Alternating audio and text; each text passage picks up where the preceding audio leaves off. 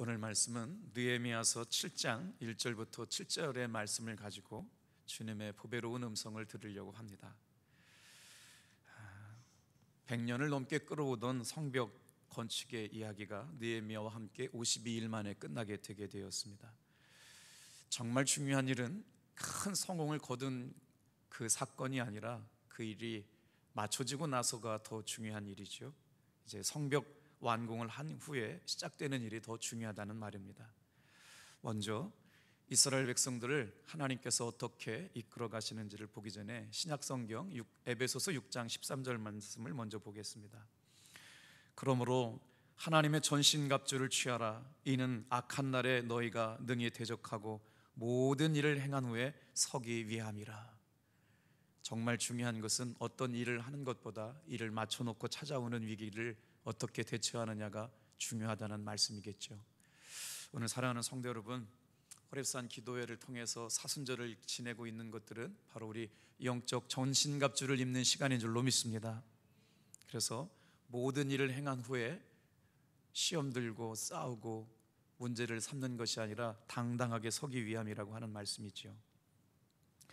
성벽 재건이 마무리되고 나서 느헤미야가 여러 조치를 한 내용들이 오늘 본문 말씀에 기록되어 있는데, 무슨 말씀이냐면 성공 뒤에도 자만하지 말고 깨어 있어라 라고 하는 말씀입니다. 다시 말해서 성전을 재건한 뒤에 더 중요한 영적 사역이 남아있다라고 하는 말씀이죠. 오늘 사랑하는 성도 여러분, 믿음 생활도 승리하려면 어떻게 해야 되느냐? 마귀가 틈타들지 못하게 해야 될 줄로 믿습니다. 우리 교회들도 마찬가지죠. 보이는 성전이 지어져 가는 것처럼 마음의 성전도 지어져 가야 됩니다. 오늘 다시 한번 우리가 말씀과 기도로 거룩해지면서 우리의 마음의 심령의 성전도 지어져 가기를 축복합니다. 짐 콜린스라고 하는 사람이 있는데, 이 사람이 좋은 기업을 넘어 위대한 기업으로 라고 하는 책을 썼어요. 그리고 성공하는 기업들의 8가지 특징이란 책도 썼는데, 이분이 뭘 연구했냐면 지속적으로 그 일들을 잘 감당하는 회사, 좋은 기업을 넘어서 위대한 기업들은 어떤 특징이 있었는가, 재미난 이야기를 합니다. 지속적으로 성장하는 위대한 회사에는 어떻게 그럴 수 있었을까? 끊임없이 답잡기에 나섰는데 성공의 길에도 사람이 있었고 나락의 길에도 사람이 있었음을 강조합니다.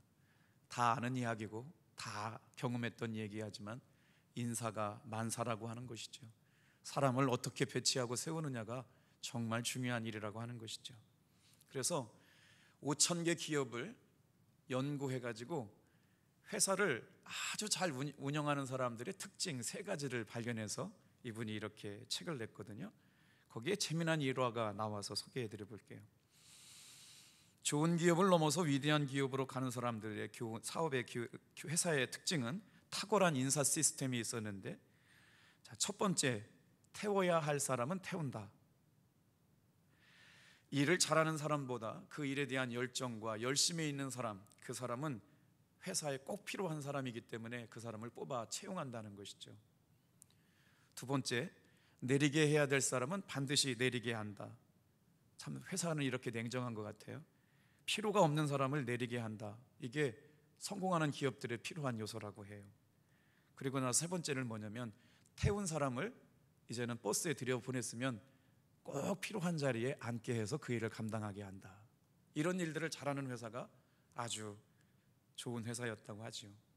세상의 이야기들도 이렇게 자기들이 하려고 하는 일들을 조직적으로 열심히 준비하는 일을 보면 우리 교회도 영적인 일에 필요한 사람들을 필요 적재적소에 배치하는 일을 은사 배치라고 부릅니다.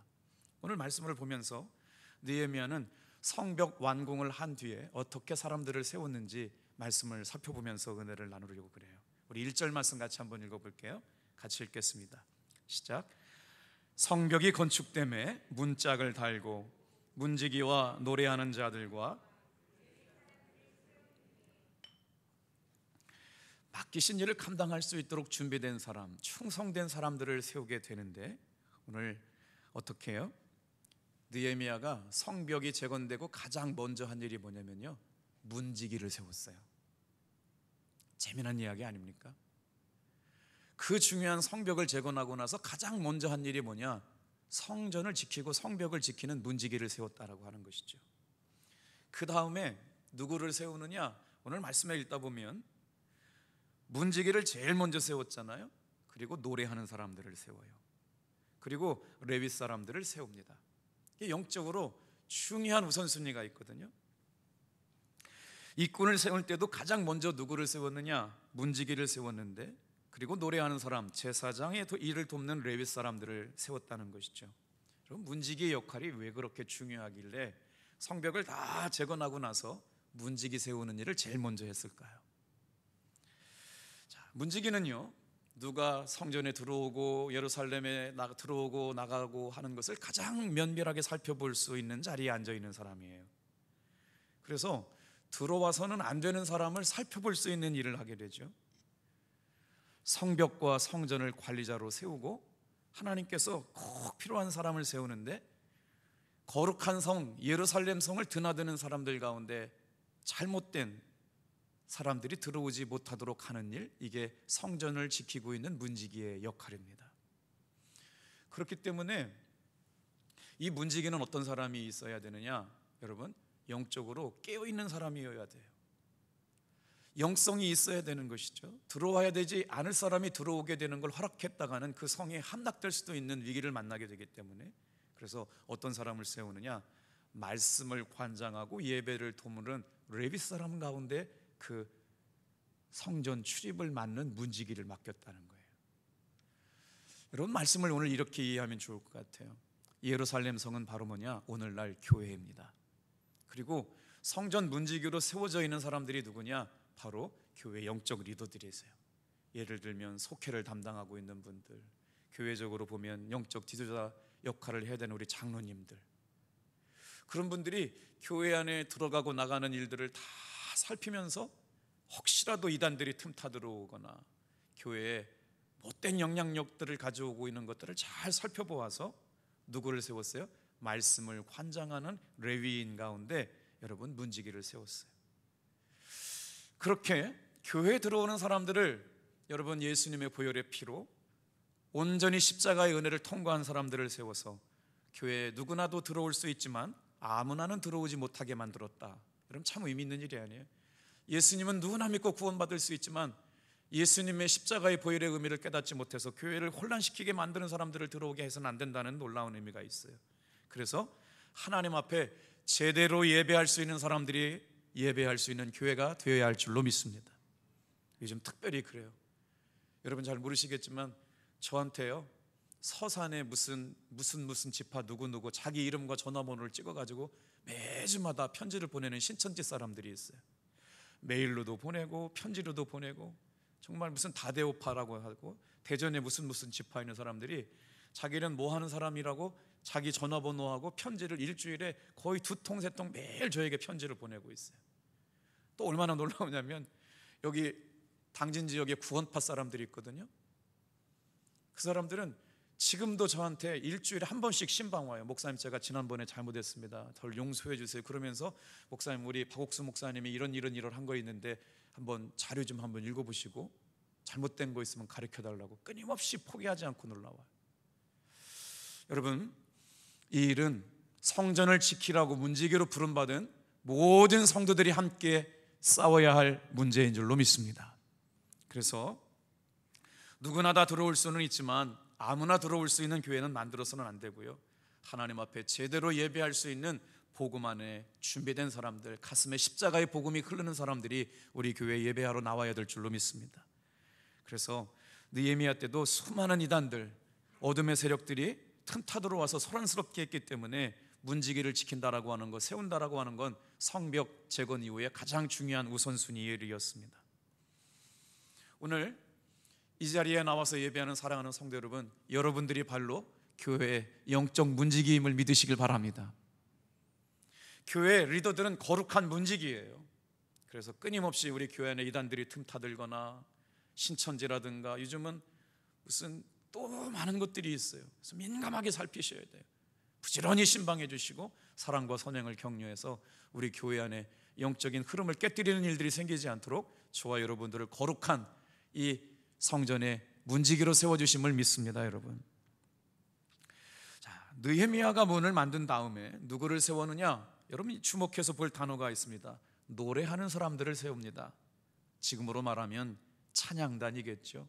오늘 저녁에 찬양하신 분들도 마찬가지고, 주일날마다 찬양하시는 찬양 성가대도 마찬가지고, 영적으로 문지기의 사명을 감당해서 하나님 앞에 나와야 되지 말아야 될 사람들을 맡고 꼭 있어야 되는 사람들을 살피는 문지기의 역할을 세운 다음에, 그 다음에 누구를 세웠느냐? 노래하는 사람들, 찬양하는 사람들을 세웠다는 것입니다. 오늘 말로 얘기하면 예배자인 거예요. 찬양팀이 왜 중요한지 아세요, 여러분? 찬양팀이 하는 일들은 하나님의 사람들이 예배할 수 있도록 예배를 이끄는 사람들이기 때문에 그렇습니다. 특별히 우리 예배자들이, 찬양 인도하는 사람들이 성령의 충만함이 있기를 주님의 이름으로 축복합니다. 그 영성이 어디서부터 나와요? 기도 가운데 나오는 거예요. 그래서 그 찬양을 통해 가지고 하나님을 예배하러 오는 사람들의 마음이 온전히 하나님 앞에 은혜 충만한 임재 가운데 예배를 드릴 수 있도록 그들의 심령을 이끌어가는 사람들이 누구냐? 바로 찬양단들이고 찬양 성가대이기 때문에, 여러분 참 느헤미야의 지혜로운 탁월한 지도력을 보세요. 영적으로 꼭 필요해야 될 하나님의 사람을 문지기로 세운 다음에 그 다음에 누구를 세우느냐?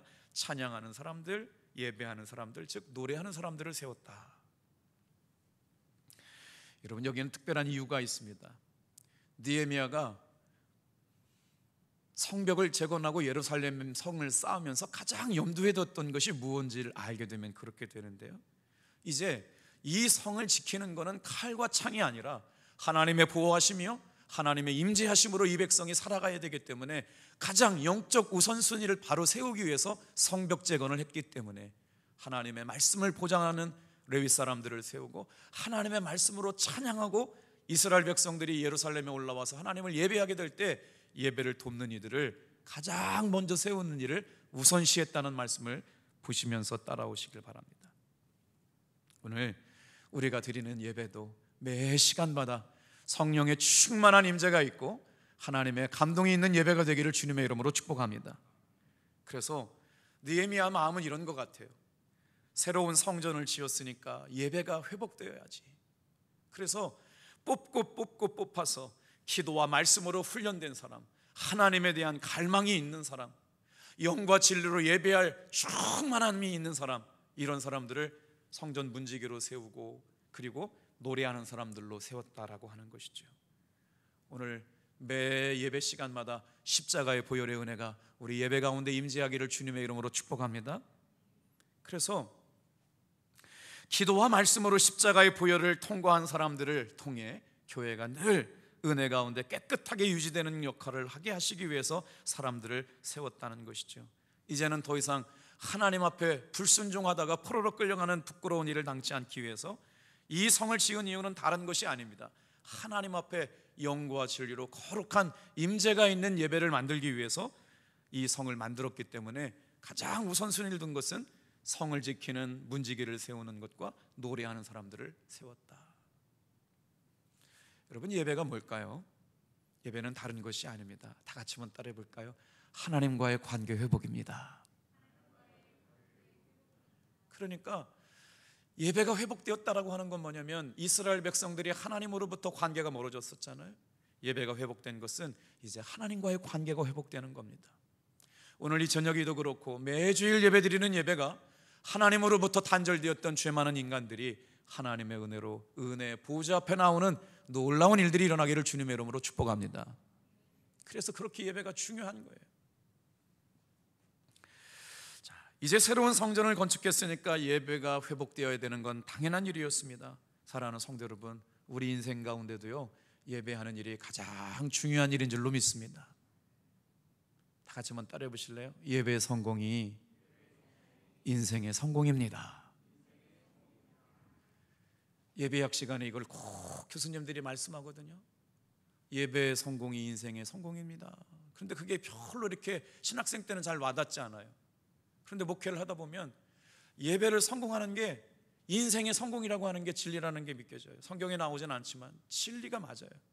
예배에서 무너지기 시작하니까 가정도 무너지고 삶도 무너지고 신앙도 믿음도 기도도 다 잃어버리게 돼서 지금 성벽을 재건하는 느헤미야 입장에서 가장 먼저 재건해야 될 일들이 바로 뭐냐? 예배 회복인 줄로 믿습니다. 지금 우리가 코로나 때문에 기지식교회 목사님 며칠 전에 뵀는데 자기네 교회도 재적 인원이 한 1,000명 정도 되는데 지금 60%밖에 예배를 안 드리고 있대, 못 드리고 있대. 그래서 목사님이 생각할 때 어떤 게 제일 걱정스럽습니까? 그랬더니 청년들, 젊은 애기 엄마들이 교회를 지금 1년 넘게 교회를 못 나오고 있다. 공이 그런 것들이 있더라고요. 유튜브로 영상을 드려보지만 저도 제 설교를 들어보면 현장에서 느끼는 감동하고 유튜브에서 느끼는 감동하고 너무 달라요. 오히려 현장에는 더 뜨겁고 열정적인 이런 은혜들이 있었는데도 불구하고 유튜브 상으로는 그게 잘 전달되지 않잖아요. 그 현장에 나와서 예배를 드리는 일들이 얼마나 귀하느냐. 오늘 여러분 다른 것 생각하지 말고 오늘 이 말씀을 통해서 우리 예배가 온전히 회복될 수 있기를 주님의 이름으로 기도합시다. 특별히 4월 4일 날 부활절을 기점으로 해서 예배 회복의 날로 선포해서 어떻게든지 한 사람들이라도 예배 나올 수 있는 일들을 만들길 바랍니다. 왜냐하면 그렇게 예배가 회복되는 건 교회 안에 가장 중심되는 사역이기 때문에 그래요. 사랑하는 성도 여러분, 예배가 회복될 때 우리 영이 살아나는 줄로 믿습니다. 자, 느헤미야가 성벽을 지킨 다음 재건을 다 끝난 다음에 지켜야 될 사람 문지기를 뽑잖아요. 근데 오늘 2절 말씀에 보면요, 재미난 이야기가 나와요. 자, 우리 2절 같이 한번 읽어보겠습니다. 시작.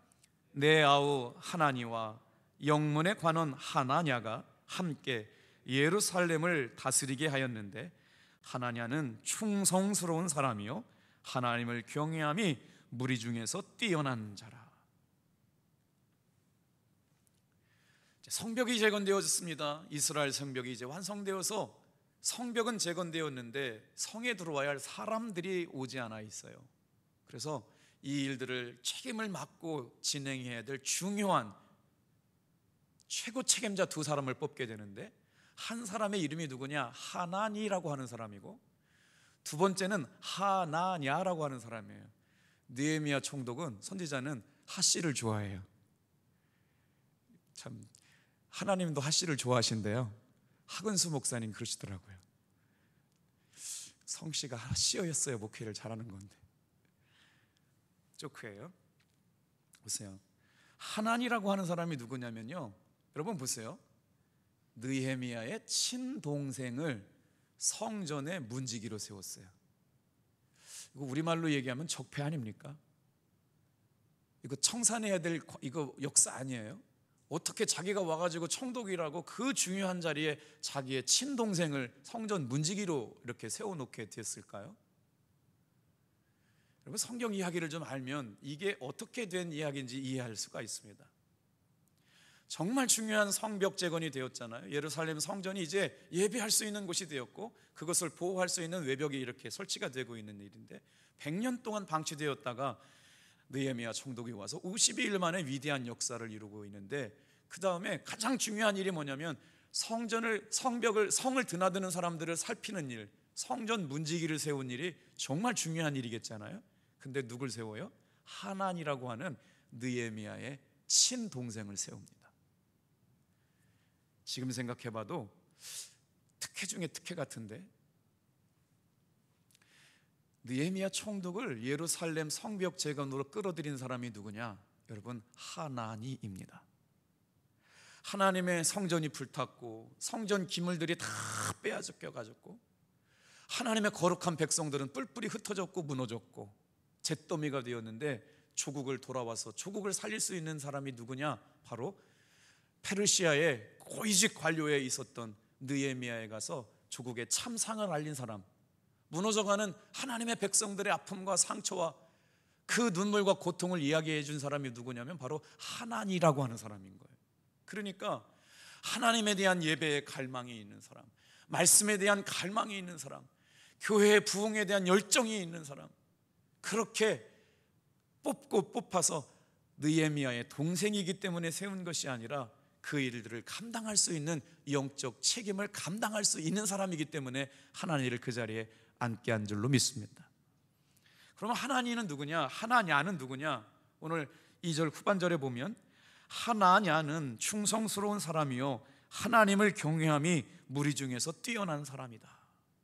오늘 이렇게 예배에 나와서 예배를 드리는 여러분이 우리 탑동교회 영적 문지기인 줄 믿으시면 아멘. 여러분들이 어떤 사람이에요? 충성스러운 종이기 때문에 우리에게 사명 맡기신 줄로 믿습니다. 뿐만 아니라 하나님을 경외함이 무리 중에서 뛰어난 사람이에요. 오늘 이 저녁에 귀하게 예배 나온 사람들, 하나님을 경외하는 무리 중에 그 경외함이 뛰어난 사람들, 그 사람들을 뽑아서 어떻게 했다고요? 책임을 맡겼어요. 행정 최고의 책임자로. 하나냐의 직업이 뭐였냐면요, 예루살렘 여러 성벽 가운데 한 성읍을 관리하고 있었던 하급 관료였어요. 그러니까 존재감이 없었거든요. 그런데 느헤미야가 와서 일하는 걸 보니까 하나님을 두려워하는 마음이 있어요. 성실해요. 정직해요. 그리고 정말 하나님을 경외하는 마음이 특심해요. 그래서 누구의 눈에 발탁되었느냐? 비록 하급 관리였었는데 아주 특진의 특진을 거둬가지고요, 행정 최고 수반 중에 2인자가 된 사람이 바로 하나냐라고 하는 사람입니다. 오늘 그가 어떻게 느헤미야의 눈에 띄어서 발탁되었을까요? 그는 자기 일에 성실한 사람일 뿐만 아니라 다른 사람들에게서도 책임이 인정되는 사람이었기 때문에 느헤미야가 기도하면서 저 사람을 정말 중요한 자리에 앉혀 놓겠다고 점 찍어 놓은 사람이 바로 하나냐입니다. 사랑하는 성도 여러분, 직장 생활이나 어디에서나 하나냐와 같이 보든지 보지 않던지 간에 최선의 일을 감당하면 주님은 존귀한 시간에 존귀한 때를 통하여 하나님이 하나님의 사람을 귀한 자리에 올리시고 높이시고 세워주실 줄로 믿으시길 바랍니다. 하나냐가 그런 사람이에요. 그는, 하나냐는 충성스러운 사람이요 하나님을 경외함이 무리 중에서 뛰어난 사람이다. 오늘 늘 깨어 기도하는 믿음의 종들이 하나님 보시기에 충성스러운 사람, 하나님을 경외함이 무리 중에서 뛰어난 사람.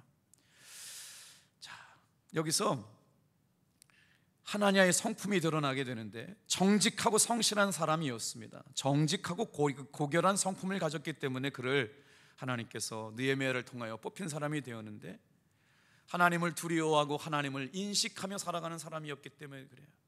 일보다 정말 하나님을 두려워하는 믿음이 있었기 때문에 뽑힌 사람이 된 것이죠.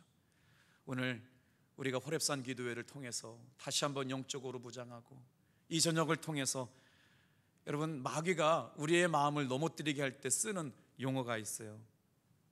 다 같이 한번 따라해 보세요. 사탄은 언제나 순종하기 쉬운 메시지를 전한다.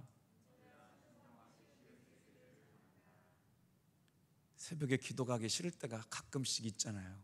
오늘 하루만 쉬자. 아유, 오늘 저녁, 내일 또 새벽에도 나가야 되는데 오늘 하루만 쉬자. 들어보면요, 얼마나 솔깃한지 몰라요. 마음을 각오를 단단히 하고 일어나가지고 뭔가 채비를 하려고 딱 하는데 마귀의 달콤한 속삭임, 에이 그냥 오늘 하루만 쉬지 뭐. 언제나 마귀는 순종하기 쉬운 달콤한 메시지로 우리에게 다가와요. 여러분, 하나님 앞에 하나냐는 충성스러운 사람이었고 하나님을 경외하며 무리 가운데 뛰어난 사람이랍니다. 오늘 저와 여러분들이 하나님을 예배함에 있어서 하나님을 경외하고 두렵고 떨림으로 예배하고 그곳에 무리 중에 뛰어난 사람들이 여러분들 되기를 축복합니다. 자, 그러면서 이 하나냐를 뽑아놓고 나서 어떤 일들을 맡기는지가 또 중요하게 살펴볼 교훈이거든요. 다 같이 한번 따라해 볼까요? 철저하게 파수하고 거주민을 배치해라. 자, 이제 문지기를, 영적인 사람을 세웠습니다. 찬양하는 사람을 세웠습니다. 그리고 행정의 최고 책임자 하나니와 하나냐를 세웠습니다. 그리고 나서 그들에게 무슨 일을 하는지를 맡기게 되거든요. 어떻게 일을 하는지 3절 말씀 같이 읽어보겠습니다. 같이 읽어볼게요. 중요한 원칙 하나를 전달해요. 자, 파수의 원칙 3절 시작. 내가 그들에게 이르기를 해가 높이 뜨기 전에는 예루살렘 성문을 열지 말고 아직 파수할 때에 곧 문을 닫고 빗장을 지르며 또 예루살렘 주민이 각각 자기가 지키는 곳에서 파수하되 자기 집 맞은편을 지키게 하라 하였노니. 자, 영적 책임자를 세웠어요. 그리고 하나님께서 귀하게 역할을 감당할 만한 믿음의 사람들을 세워서 파수꾼을 세웠는데 몇 가지 행정 책임자에게 꼭 지켜야 될 수칙을 말하고 있는 거예요. 첫 번째가 바로 뭐냐면 해가 높이 뜨기 전에는 예루살렘 성문을 열지 말아라. 아니 원래 사람이 출입하려면 아침 일부터 성전 문을 열어야 되는 거잖아요. 성문을 열어야 되는데 해가 높이 뜨기 전까지는 예루살렘 성의 문을 열지 말아라라고 원칙을 제시네요. 자, 두 번째, 파수할 때는 절대로 빗장을 필지 말고 빗장을 걸어놓고 파수를 해라. 그러니까 사람이 서 있는데 성문을 열어놓지 말고 성문을 꼭 닫아놓고 빗장을 걸어놓고 파수하라고 하는 얘기를 원칙으로 제시를 해요. 세 번째, 예루살렘 거민으로 각각 순번을 정해서 반차를 따라 파수하여 지키게 하라. 그러니까 한 사람도 예외가 없이 순번을 정해가지고 다 같이 나와서 순서와 절차와 반차를 따라서 예루살렘 지키는 파수의 역할을 하게 만들었다는 거예요. 자, 그 다음 네 번째가 재밌어요. 자기 집 맞은편을 지키게 해라. 오늘 여기에 우리가 배워야 될 영적 교훈이 있어요. 여러분, 신앙은 다른 사람이 지켜주지 않습니다. 우리 교회를 누가 지켜요? 우리 믿음의 성도들이 깨어서 지켜야 될 줄로 믿습니다. 그래서 속회 지도자들이 그렇게 중요한 거예요. 속회에 한 사람 한 사람들을 영혼을 맡겨주시고 말씀을 맡겨주신 귀한 리더들로 세우셨잖아요. 바로 교회 전체를 지키는 일들이 어디서부터 시작되느냐? 속회에서부터 시작되는 거예요. 말씀을 맡은 사람으로, 영혼을 지키는 사람으로, 우리 탑동교회를 지키는 영적 울타리의 역할을 누가 가느냐? 바로 속장님들이 하시고 부속장님들이 하시는 거예요. 오늘 보세요. 지금은 성벽이 있지만 성벽에 사람이 없다면 그 성벽이 무슨 의미가 있어요? 새로운 예루살렘 성벽이 다 무너졌고 불탔던 것들을 재건했어요. 지었는데 이게 뭐예요? 들어와서 살 사람이 없네? 사람들은 있는데 지킬 사람들이 없네? 지금 그런 상황 가운데 뽑아서 하나님 앞에 말씀과 기도로 영적으로 충만한 사람을 문지기로 세워놓고 그 다음에 누굴 세워요? 하나님 앞에 예배하러 나오는 사람들을 영적으로 민감하게 인도할 수 있는 찬양하는 사람들. 오늘 우리 찬양대가 매일같이 성령의 충만함으로 예배를 이끌어가기를 주님의 이름으로 함께 기도해 주시길 바랍니다. 앞에 찬양단들이 그렇게 중요한 거예요. 성가대의 찬양이 그렇게 중요한 거예요. 우리의 하나님 앞에 드려지는 찬양과 말씀과 기도가 온전히 하나 되어가지고 여러분 심령의 부흥에 있는 예배가 되기를 주님의 이름으로 축복합니다. 느헤미야는 지금 이걸 원하고 있는 거예요. 이걸 얘기하고 있는 거예요. 그래서 가장 중요한 조치라고 말할 수가 있는데 그것이 바로 뭐냐? 예루살렘 주민들이 각각 자기 집 앞에 자기를 지키게 만드는 거예요. 건너편 집까지 자기가 지키게 만들어요. 예루살렘 성벽, 예루살렘에 이렇게 성지순례를 가게 되면요, 좀 충격적인 일이 있어요. 이제 중요한 순간을 지나가게 될 때 이제 여권을 지참해야 되는데요. 안내하는 사람들이 우리 말로 얘기하면 읍사무소 직원, 동사무소 직원 이런 사람들이에요. 그런데 옆에다가 기관총을 다 차고 있어요. 그리고 어딘가 중요한 이렇게 성지를 가다 보면요, 사람들이 다 기관총을 타고 버스에 올라타요. 이게 무슨 말이냐면요, 테러가 그렇게 비일비재하게 빈번하게 일어나기 때문에 슈퍼마켓을 가도 총을 차고 있는 사람이 있고 버스에 타도 보안관들이 기관단총을 차고 총알이 다 보이고 있고요. 남자 여자들도 군인 여자 거기도 이스라엘은 여군들도 군대 복무하잖아요. 여군들이 수류탄, 총, 기관총 갖다 놓고 사랑을 속삭여요. 그만큼 이렇게 무시무시하게 왜 그렇게 되었느냐? 그렇지 않으면 이스라엘을 지키지 못했기 때문에. 오늘 놀랍게도요, 이 말씀이 오늘까지 이어지고 있는 거예요. 그래서 중동 6.1 전쟁에서 이스라엘 지지 않고 세계 강력한 국가로 지금까지 존재했던 이유는 느헤미야가 지금 이 원칙을 지켜놓은 거예요. 다 같이 한번 따라합시다. 우리 집은 내가 지킨다.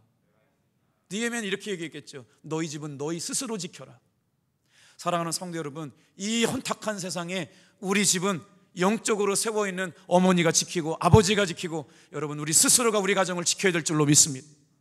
우리 교회는 우리 깨어서 말씀 듣고 기도하는 성도들이 지켜내야 되는 것이죠. 다른 사람이 지켜주지 않는 거예요. 그래서 지금까지 그 중동의 강력한 아랍 국가들 가운데서도 흔들림이 없이 이스라엘이 강력한 국가를 유지하고 있는 것. 느헤미야가 한 얘기가 뭘까요? 다른 사람이 지켜줄 거라고 생각하지 말라는 거예요. 자기의 집은 깨어서 스스로 지키라고 가르치고 말씀하고 있는 신앙의 중요한 원리를 배우고 있습니다. 다 같이 한번 따라해 볼까요? 신앙은 누구도 대신할 수가 없습니다. 그래서 그 신앙을 유지하고 지키기 위해서 어떻게 해요?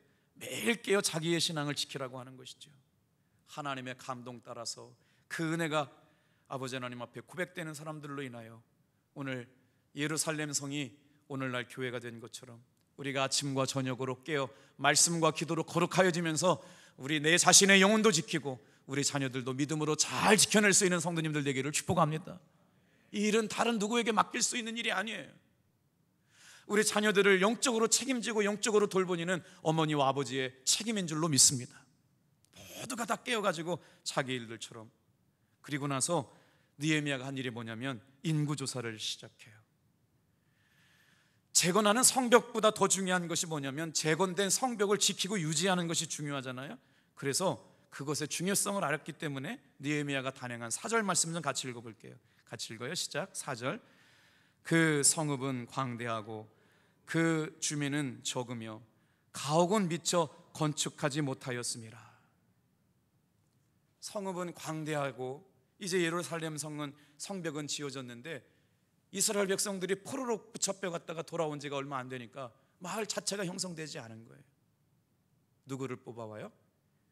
이 이야기가 오늘 이제 5절부터 73절 이야기까지예요. 근데 시간이 다 됐네.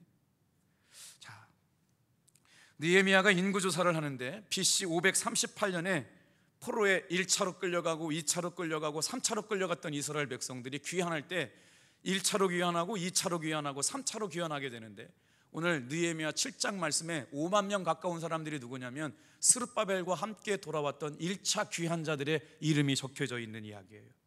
그래서 뭘 하느냐? 여러분 5만 명 가까이 끌려갔던 사람들 가운데 10분의 1을 뽑아요. 그래서 어디에 살게 하느냐?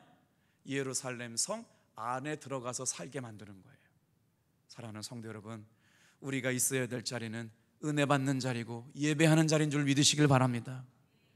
아무거나 들어올 수 있는 자리가 아니에요. 예수님을 구주로 영접한 사람들이 하나님의 임재 가운데 예배하려고 모인 것이 우리 탑동교회인 줄로 믿습니다. 피값을 주고 세우신 교회가 그렇다는 거예요. 이거를 헐려고요 이단들은 지금 호시탐탐 들이고 있어요. 담임 목사에게 매주마다 편지 온다니까요. 자기들 말씀 들어보라고. 얼마나 지속적이고 끈질긴지 몰라요. 여러분, 우리 성도들을 지키고 가정을 지키고 내 자신을 지킬 수 있는 영적으로 깨어있는 시간들 되기를 주님의 이름으로 축복합니다. 그냥 말씀이 나와서 한 얘기가 아니라 이단들의 득세가 이렇게 우리를 가까이 와가지고 혼란하잖아요. 자, 조금만 더 볼게요. 느헤미야가 일들을 위해서 하나님 앞에 기도합니다. 사랑하는 성도 여러분, 교회에서 뭔가 중요한 일들을 할 때 꼭 하나님 앞에 감동받고 기도하시길 바랍니다. 우리 5절 말씀 읽어볼게요. 시작. 내 하나님이 내 마음을 감동하사 귀족들과 민장들과 백성을 모아 그 계보대로 등록하게 하심으로 내가 처음으로 돌아온 자의 계보를 얻었는데 거기에 기록된 것을 보면, 이스라엘 백성들이 포로로 끌려갔다가 이제 정착하게 되게 되었는데 성이 없다 보니까 원래 살던 곳으로 돌아가 있었거든요. 근데 그곳에 살면 안 돼요. 이제 어디에 들어와 살아야 돼요? 하나님의 사람들은 예루살렘 성에 들어와 살아야 될 줄로 믿습니다. 믿음의 사람들은 여러분 하나님이 정하신 교회에 와서 살아야 돼요. 이게 영적인 원리입니다. 오늘 말씀을 볼게요. 자, 73절 마지막 절 한번 읽고 돌아올게요. 73절 읽어볼게요. 시작. 이와 같이 제사장들과 레위 사람들과 문지기들과 노래하는 자들과 백성 몇 명과 느림 사람들과 온 이스라엘 자손이 다 자기들의 성읍에 거주하였느니라. 그래서 5절부터 73절 말씀을 보면 지금 느헤미야가 예루살렘 성에 들어와서 살아야 될 사람들 10분의 1을 뽑으면서 인구조사를 하는 거예요. 7절 말씀에 보면 12명의 이스라엘의 최고 지도자의 명등이 나오고 그 다음부터 일반 백성의 이름들이 나와요. 그런데 여러분 한번 보세요. 이때 당시에 인구 조사한 내용들이 얼마나 구체적이고 체계적이고 정확하게 기록되어 있느냐면 최고의 제사장 레위 신분들을 갖고 있었던 지금 수르바벨이라고 하는 사람이 데리고 돌아온 사람이거든요. 그리고 느헤미야는 총독 아닙니까? 그러면서 모드르게부터 시작해가지고 다 명수를 기억해 놨어요. 자, 8절부터 24절은 누구냐? 가문에 따라서 몇 개 가문이 등장하냐면 17개 가문이 등장해요. 그러니까 여러 가지 분류 방법 중에 첫 번째 분류는 가문 따라, 지파 따라 분류하는 거예요. 17개 가문이 24절까지 등장하는데 몇 명이냐면 16,722명이 나와요. 25절부터 38절은요, 백성들의 명단이 나오는데 여러분 좀 놀래보세요. 끌려가기 전에 자기들이 살았던 최초 등록지, 지금으로 말하면 우리가 살고 있는 최초 등록지대로 포로로 끌려갔던 사람들을 분류해서 다 기록을 해놨다는 거예요. 본적지별로 구분한 21개 마을에서 8,648명의 귀한 자 이름을 써놓고 있다. 얼마나 치밀하고 얼마나 대단한 정성과 노력과 방법입니까? 지금 이렇게 하라고 해도 어려울 거예요. 그 다음에 39절부터 42절까지 누가 나오느냐? 여러분 놀랍게도 제사장들의 이름이 나와요. 모두 몇 개 가문에서 제사장들이 돌아왔느냐? 4개 가문에서 계산해 보니까 4,289명의 제사장들이 돌아옵니다. 왜요? 예배를 드려야 되잖아요. 예루살렘 성을 재건하고 예루살렘 성벽을 재건한 것은 하나님 앞에 이제 예배가 단절되었던 걸 회복하고 은혜가 단절되었던 걸 회복하고 불순종과 죄를 회복해서 하나님의 백성으로 살겠다는 고백과 다짐으로 고백한 거잖아요. 그런데 43절부터 45절까지는 누가 나오냐면 제사장들이 이름 나왔잖아요. 그 다음에는 제사장들의 예배를 도왔던 레위인들의 명단이 나오는데 재미난 건요, 제사장들은 4,289명이 돌아왔잖아요. 레위인들은요 10분의 1도 안 돌아와요. 똑같이 끌려갔는데 360명의 레위인들밖에 돌아오지 않았대요. 신기하죠? 여러분, 예배 안에 주연이 아니더라도 여러분 온전히 하나님 앞에 날마다 설교하는 사람이 아니더라도 성전에서 보이지 않는 일에 중요한 사람들이 있어야 교회는 유지되고 하나님의 기쁨이 되는 교회로 성장해 갈 수 있을 줄 믿으시길 바랍니다. 그러니까 레위인들은 할 일이 제사장들을 돕는 일이었기 때문에, 제사장들은 사명감이 있었기 때문에 돌아왔는지 모르겠지만 이미 100년 가까이를 70년 가까이를 포로 생활하다가 이렇게 돌아오려고 그러니까 이게 잘 안 된 거잖아요. 그런데 여러분 46절부터 60절 말씀을 보세요. 느비듬 사람들, 이 사람들은 누구냐면 이스라엘 백성들의 신분상 포로로 잡혀왔던 사람들이에요. 근데 이 사람들이 바벨론에서 포로로 귀환하게 될 때 어떻게 되느냐? 세상에 말이에요, 이 사람들의 이름까지를 다 기록하고 있어요. 솔로몬의 종들로서 일꾼된 사람들을 다 기록하고 있어요. 자 보세요, 이렇게 형성됐어요. 제사장들이 예배를 인도하잖아요. 제사장들이 예배를 인도하면 레위인들이 제사장들의 예배를 도와요. 근데 이때 당시에 구약의 제사가 뭐예요? 동물을 각두고 동물의 분변을 치워야 되고 불태우고 나면 재들이 쌓이는데 뭐 한두 마리가 아니라 수천 수백 마리가, 전 백성들이 200만 명이 제사를 한다고 그러면 얼마나 많은 일들이 있겠어요. 그러니까 제사하는 제사장이 있지만 돌보는 레위인들이 있고 레위인들을 돕는 밑에 막노동하는 중요한 일들을 하는 사람들이 있었는데 여러분 그 사람들도 돌아와서 예배를 돕기 시작했다는 거예요. 사랑하는 성도 여러분, 우리 교회에는 한 사람 한 사람 중요하지 않은 사람이 없습니다. 교회 안에 중요하지 않은 사람은 한 사람도 없습니다. 모든 성도가 중요하고 존귀한 성도임을 믿으시길 바랍니다. 61절부터 66절에 보면요 재미난 이야기가 또 나와요. 다 같이 한번 따라 합시다. 족보를 찾을 수 없는 사람들의 이름. 그러니까 족보에 이름이 올려지지 않았다는 건 뭘까요? 사연이 많았다는 거잖아요. 과거에 족보에 이름을 올릴 수 없는 형편 가운데 있었던 사람들이 이스라엘로 돌아왔다는 것이죠. 오늘 이 사람들을 통해서 하나님은 좋은 귀하고 중요한 일들을 이루어가게 하세요. 여러분, 저와 여러분의 명단은 어디에 있습니까? 하나님 앞에 저와 여러분을 영적 파수꾼으로 불러주신 줄로 믿습니다. 영적 기도의 자리에서 책임과 사명을 감당하는 저와 여러분들 되길 바랍니다. 그리고 나서 충성되이 여겨 하나님 앞에 경외함이 다른 사람들의 무리보다 뛰어난 사람, 기왕이 예수 믿는 것 이렇게 다 기록으로 남을 때 하나냐와 같이 충성된 사람에게 직분을 맡기셨어요. 하나님을 경외하는 사람들 가운데 하나님을 경외함이 충성스러움이 뛰어난 사람들로 저와 여러분들 되기를 주님의 이름으로 축복합니다. 기도하겠어요.